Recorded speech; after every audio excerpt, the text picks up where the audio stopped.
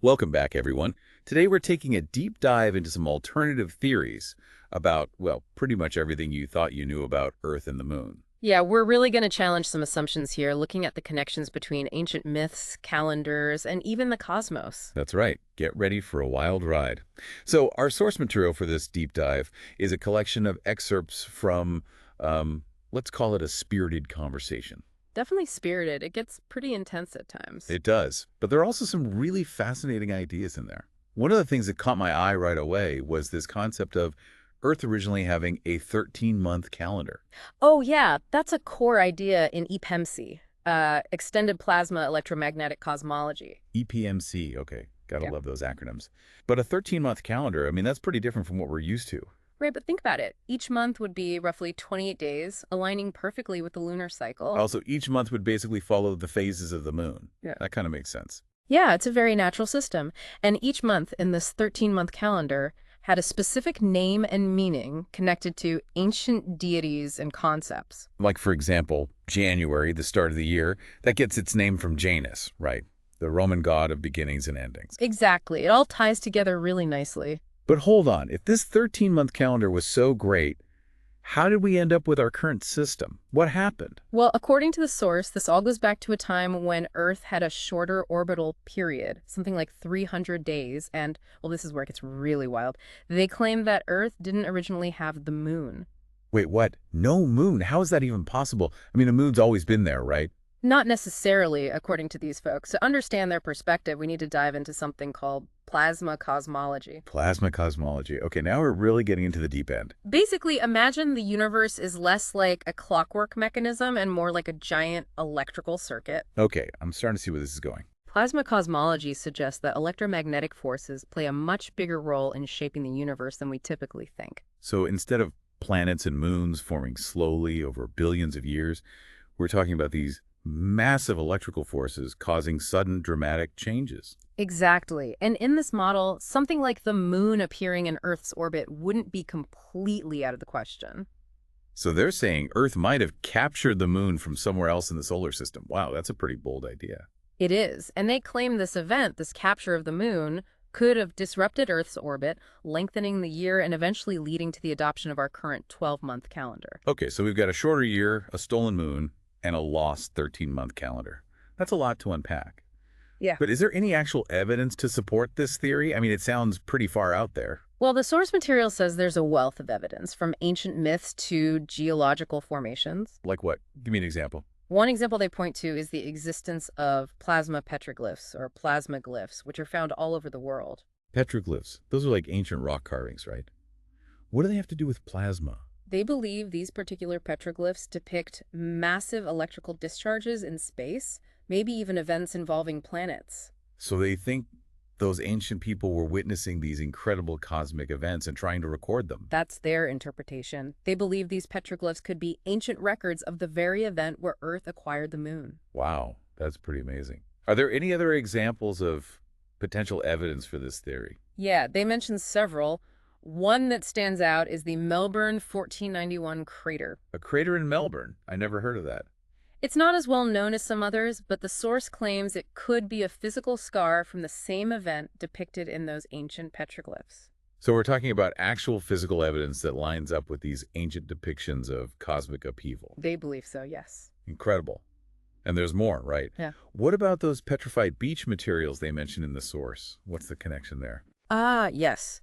They suggest that the rapid petrification we see at places like Pebble Beach might be explained by electrical processes rather than conventional geological timelines. So instead of taking millions of years, they're saying these things could have fossilized in the blink of an eye because of electricity. It sounds crazy, I know, but that's what they're proposing. So they see all these seemingly separate pieces of evidence, the crater, the rock carvings, the petrified materials, as pointing to a history shaped by powerful electrical and plasma events. Exactly. And it all ties back to that idea of Earth capturing the moon and experiencing this massive cosmic upheaval. So if I'm piecing this together correctly, we have plasma events scarring the Earth, craters hinting at cosmic collisions, and even fossilized beach stuff that might have formed incredibly fast thanks to electricity. You got it. It's a pretty wild picture, isn't it? It is. But how does all of this connect back to the 13-month calendar and the arrival of the moon? I mean, it seems like a pretty big leap. It is a big leap, but the source material suggests that many myths about the moon's arrival also describe periods of massive upheaval and changes in timekeeping. So they're saying those myths aren't just stories, but actual memories of a time when everything changed. Almost like they were trying to pass down knowledge of this event through generations. Precisely. They believe those myths might be encoding accurate observations of a past that was far more dynamic and catastrophic than we usually imagine. This is mind-blowing. Are they seriously saying that everything we think we know about history and cosmology might need a complete overhaul? Well, that's certainly what they seem to be suggesting. This is incredible. But before we jump to any conclusions, let's dig a little deeper into this whole alternative framework and see where it takes us. Sounds like a plan. You know, it's funny you should mention overhauling history, because this source material actually takes aim at some popular alternative theories. You know, like the ones Jimmy Corsetti talks about. Oh, right. Corsetti. He's the one who thinks the Richat structure in the Sahara Desert is the lost city of Atlantis, isn't he? Yeah, that's him. But our source material strongly disagrees with Corsetti's interpretation, claiming his theory has been, well, debunked quite a few times, actually. So it sounds like there's more of a scientific debate happening here than actual proof of Atlantis. What are some of the arguments against Corsetti's idea? Well, for one thing, they say that the Richat structure just doesn't match Plato's description of Atlantis at all. Like, it doesn't have the right mountains or water features, and it's not even in the right place geographically. Yeah, I remember reading that the Richat structure is millions of years old, which seems way too old to be Atlantis. Exactly. The source highlights that point, too, saying that it predates any known human civilization by a huge margin. They also point out that Corsetti kind of misinterprets things like salt deposits as evidence of a submerged city, ignoring other more plausible explanations. So it seems like our source is pretty skeptical of Corsetti's claims. But if the Richat structure isn't Atlantis, what do they think it is? Well, they propose it's actually an electrogeological scar, like evidence of a massive plasma event.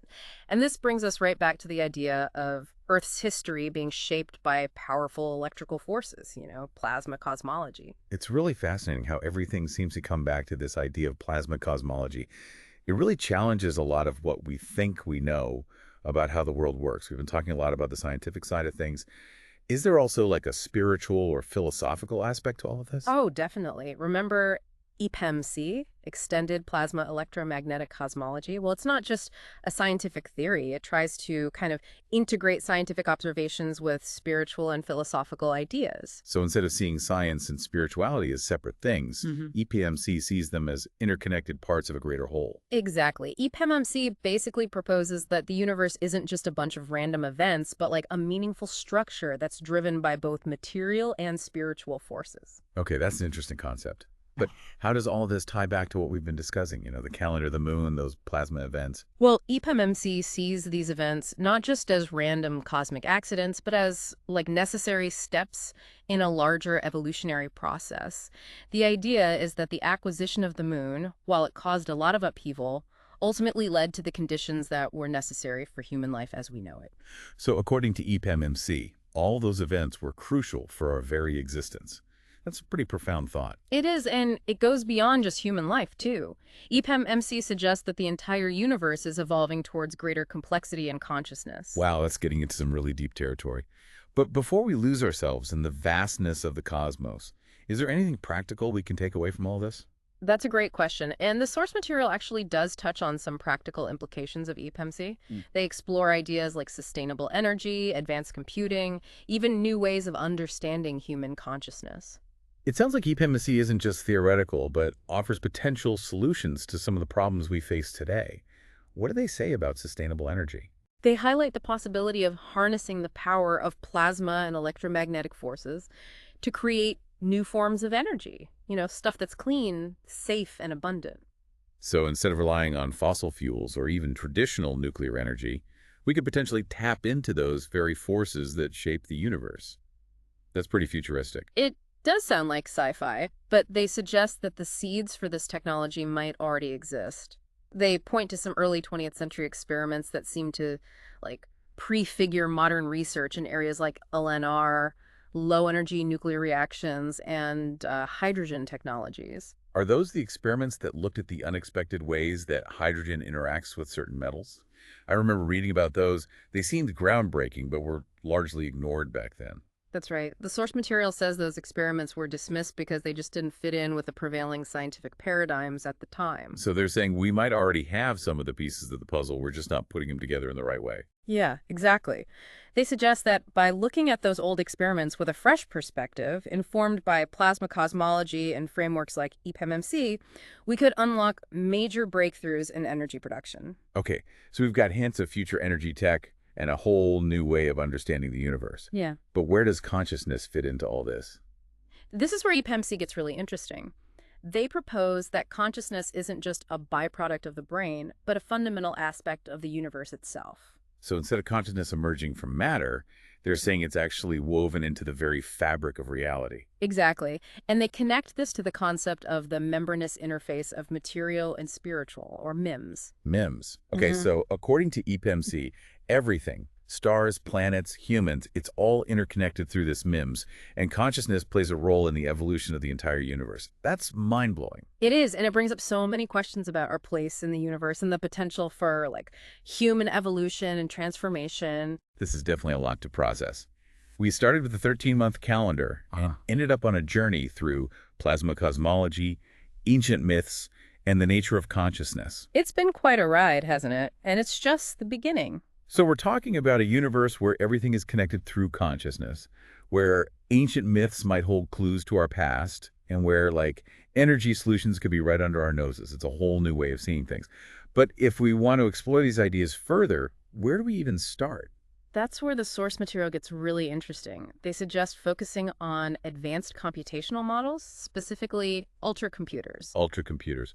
Are we talking supercomputers on steroids here? What exactly are they, and how do they fit into all of this? Imagine a computer so powerful that it can actually simulate those massive plasma events we were discussing. That's what they're picturing with these ultracomputers. They believe these machines could be the key to, like, unlocking the secrets of plasma cosmology and using its power for things like, well, energy. Whoa, that's some serious sci-fi stuff. But simulating those kinds of events must take incredible computational power. Are we even close to having that kind of technology? You know, it's funny you should mention that. Remember those early 20th century experiments we talked about? The ones exploring the interaction between hydrogen and metals?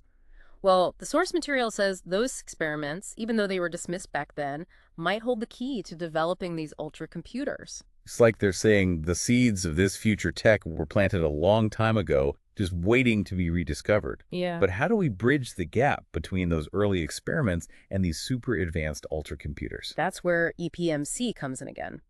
They believe that by looking at those experiments through the lens of plasma cosmology and with the help of advanced computing, we can, like, crack the code of plasma energy and unlock a whole new level of technology. So it's not just about building better machines, but expanding our understanding of who we are and our place in the universe. Yeah. That's incredible. It really is. And it brings us right back to that core concept of EPEMC, the interconnectedness of everything.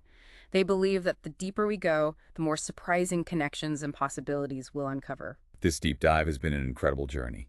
We've explored ideas that really challenge conventional thinking and offer a glimpse into a truly mind-blowing future.